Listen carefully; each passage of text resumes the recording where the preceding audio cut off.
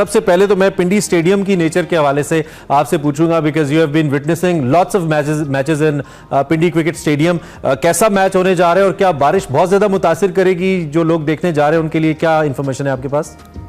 जी, जो वेदर की फोरकास्ट है उसमें बारिश की प्रेडिक्शन कम ज्यादा हो रही है, यानी कि 7 बजे 8 बजे ऑनवर्ड्स नजर आ रही है कि 40% 50%। तो लगता ही है कि मैच तो बारिश से मुतासिर होगा।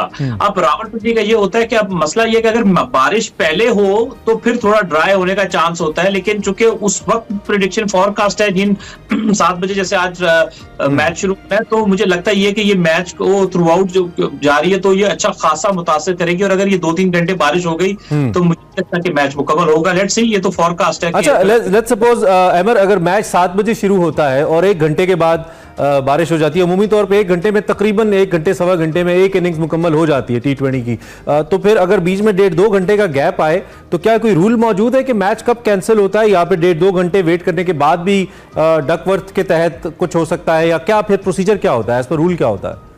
जी बिल्कुल, इसमें ये होता है कि जब एक टाइम होता है वो टाइम टोटल मैच को अलॉट किया जाता है, जिसमें एक स्पेयर होता है, वो टाइम कम होता चला जाता है। और जब उसमें मिनिमम ये होता है कि कम से कम 5 ओवर का मैच हो सकता है, मिनिमम जो आखिरी हद होती है। जब अंपायर्स को ये लगता है कि ये मैच जो है वो 5 ओवर से भी पीछे जा रहा है तो फिर उस वक्त मैच को खत्म कर दिया जाता है कि अब तो फिर उसको कैंसिल कर दिया जाता है कि इतना वक्त भी नहीं है। अच्छा, चलें, तो इसका मतलब जो शायकीन देखने जा रहे हैं उनको हो सकता है मिनिमम 5 ओवर्स का मैच देखने को मिल जाए, हो सकता है पूरा भी मिल जाए। एज यू सेड के फोरकास्ट चेंज होती रहती है। थोड़ा सा टीम के ऊपर आ जाए। कुछ पाकिस्तानी मुझ जैसे दिल बर्दाश्ता भी हैं, वो कह रहे हैं कि भाई कांटे का मुकाबला होना चाहिए था, तगड़े बैटर्स आते, तगड़े बॉलर्स आते, और बड़ी जबरदस्त टीम है न्यूजीलैंड की T20 की, लेकिन कंपैरेटिवली एक जूनियर कॉम्बिनेशन है और हमारा बड़ा तगड़ा कॉम्बिनेशन है, हमने अपना बेस्ट ऑफ द बेस्ट निकाला है जो इस वक्त हमारे पास लॉट अवेलेबल है। क्या आप फिर भी तगड़ा मुकाबला देख रहे हैं, जो आप कह रहे हैं कि नहीं पाकिस्तान को एज है, होम ग्राउंड भी है, होम सीरीज भी है और टीम भी तगड़ी और बाबर भी आ गए, कैसे देख रहे हैं? देखिए, जेनेरिक बात तो ये है कि हमारे पास कुछ सीनियर प्लेयर भी आ गए, आमिर आ गए, इमाद आ गए। ओवरऑल देखिए 22 रुपये स्क्वाड है, जिसमें 5 रिजर्व है और 17 मेन स्क्वाड में है। इतने बड़े स्क्वाड में तो वैसे भी सारे ही अच्छे आ जाते हैं ना। मसला होता है जब आपने 15 का स्क्वाड रखा होता है।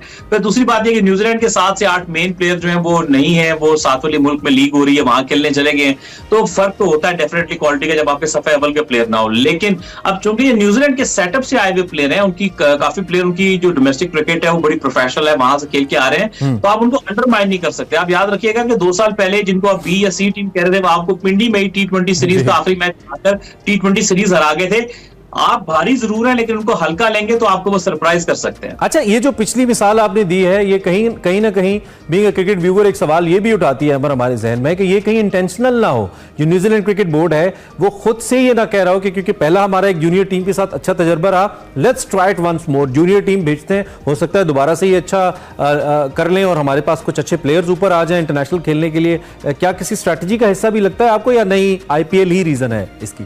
नहीं, IPL रीजन है। देखिए जी, पैसा फेंक तमाशा देगा। आप पैसा दे दें, आपके पास आ जाएंगे। दुनिया चाहे पैसे चलती है, वो पैसा सबसे ज्यादा देते हैं दुनिया में, उतना आप दे दें वो आपके पास आ जाएंगे, उनकी लीग छोड़ देंगे। तो बस ये सिंपल सी रियलिटी है। सिंपल सी रियलिटी। अपनी टीम के बारे में क्या ख्याल है sir? Post Pakistan military academy Kakul training, मैं हर अपने एनालिस्ट से ये सवाल कर रहा हूं, आपकी क्या कुछ तवक्कुआत मुनफरिद हैं, मुख्तलिफ हैं पहले से इस ट्रेनिंग के बाद? देखिए, जरूरी था, इसलिए ट्रेनिंग जरूरी थी कि पिछले 1 साल से ट्रेनिंग रूटीन्स बहुत डिस्टर्ब थी, प्लेयर उस तरह से ट्रेनिंग नहीं कर रहे थे क्योंकि क्रिकेट बोर्ड में स्टेबिलिटी नहीं थी और फिटनेस पे कोई फोकस नहीं था। अब आप कहेंगे कि वो ट्रेनिंग सही ही तरीका है, नहीं तरीका, लेकिन हमें फॉर जो हमारी सिचुएशन थी ना उसको आप मद्देनजर रखेंगे तो हमारे लड़कों को फिटनेस बेहतर करने की बहुत जरूरत है। और मैं बिलीव करता हूँ कि जो पहले सिचुएशन होगी उसके मुकाबले में उस पर काफी हद तक जो है वो बेहतरी आई है। अच्छा, एक जानिब तो हमने वहां अपने प्लेयर्स को ट्रेन किया, दूसरी जानिब बाबर आजम को हम वापस ले आए, यानी कि मौजूदा chairman cricket board Mohsin Naqvi उनको वापस ले आए। बाबर के बारे में ये साबिक जो टीम डायरेक्टर है उन्होंने कहा था कि उन्होंने तो जो फिटनेस है उसको 0 प्रायोरिटी के ऊपर वो ले आए थे, कोई इस हक में नहीं थे कि फिटनेस टेस्ट हो। आपको याद होंगी ये स्टेटमेंट्स वहाब रियाज ने भी दी थी और हफीज साहब ने भी दी थी। तो आप को लगता है कि अब दोबारा से फिटनेस प्रायोरिटी होगी बाबर की वापस आने के बाद, क्योंकि अब तो एक एम्पावर्ड कैप्टन है, पहले से ज्यादा पावरफुल मोड के अंदर आए हैं वो वापस? देखिए, ये जो फिटनेस के स्टैंडर्ड्स होते हैं ना जी, ये क्रिकेट बोर्ड डिफाइन करता है थ्रू हेड कोच। आपके ट्रेनर होते हैं, हेड कोच होते हैं, जो कि बेसिकली आपको मेक श्योर करते हैं कि आपके जो प्लेयर हैं, चाहे वो कप्तान है, बाकी प्लेयर है, वो एक सर्टेन स्टैंडर्ड मेंटेन करेंगे। लेकिन चूंकि क्रिकेट बोर्ड ही प्रोफेशनल नहीं थे, तो उन्होंने क्या ना तो प्रॉपर हेड कोच कभी आ रहा है, कभी जा रहा है। मैं फिर कहूंगा कि ये सब स्टेबिलिटी का प्रॉब्लम है।